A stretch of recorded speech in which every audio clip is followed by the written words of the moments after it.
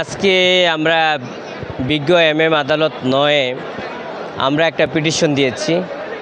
প্রাক্তন এমপি সাবিনা আক্তার তুহিন, যিনি যুব মহিলা লীগের কেন্দ্রীয় নেত্রী এবং ঢাকা মহানগর উত্তর আওয়ামী লীগের মহিলা বিষয়ক সম্পাদিকা এবং সাহসী নেত্রী, আজকে উনি জেল হাজতে আছেন। ওনার বিরুদ্ধে 5টি মামলা হয়েছে এবং সন্ত্রাস বিরোধী আইনে মামলা, রাষ্ট্রদ্রোহিতার মামলা, হত্যা প্রচেষ্টার মামলা সহ 5টি মামলায় আজকে উনি কারাবন্দী হিসাবে জেল হাজতে আছেন। উনি আইনের ছাত্রী, অর্থাৎ আইনে পড়াশোনা করেন। উনি 3rd সেমিস্টারের ছাত্রী এবং সামনে পরীক্ষা। সেজন্য আমরা বিজ্ঞ আদালতে উনি যাতে জেলখানায় থেকে পরীক্ষায় অংশগ্রহণ করতে পারে সেজন্য পড়াশোনার অনুমতি চেয়েছি এবং পরীক্ষার একটা অনুমতি চেয়েছি।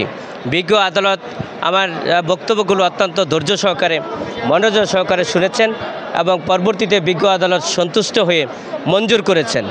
এবং আমি শুধু এতটুকু বলতে পারি যে উনি নিজেও প্রকাশ করেছেন, গতকাল উনি সন্ত্রাস বিরোধী আইনে, রাষ্ট্রদ্রোহিতার মামলার আইনে, বিশেষ করে যে রাষ্ট্রদ্রোহিতার মামলায় সেটা গতকাল ধার্য তারিখ গিয়েছিল এবং সেই তারিখে ওনাকে বিজ্ঞ জজ কোর্টে আনা হয়েছিল এবং কোর্টে ওঠানো হয়েছিল। উনি ইচ্ছা প্রকাশ করেছেন নিজেই যে আজকে আমি আসামি, আমি ভবিষ্যতে আইনজীবী হয়ে আমার নিজের মামলা আমি নিজেই পরিচালনা করতে ইচ্ছুক। সেটা উনি ইচ্ছা প্রকাশ করেছেন।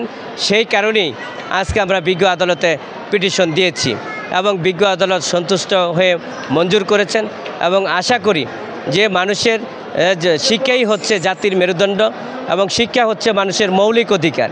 সেই অধিকারগুলো যাতে রাষ্ট্র বা সেই অধিকারগুলো যাতে আমরা পাই রাষ্ট্রের কাছ থেকে এবং যাতে মানুষের সকলেই শিক্ষায় অংশগ্রহণ করতে পারে, পরীক্ষায় অংশগ্রহণ করতে পারে এবং মানুষ সবসময় শিক্ষার প্রতি অগ্রসর হয়। এবং সেই জন্যেই আজকে আমরা এই পিটিশনগুলো দিয়েছি এবং আদালত মঞ্জুর করেছেন।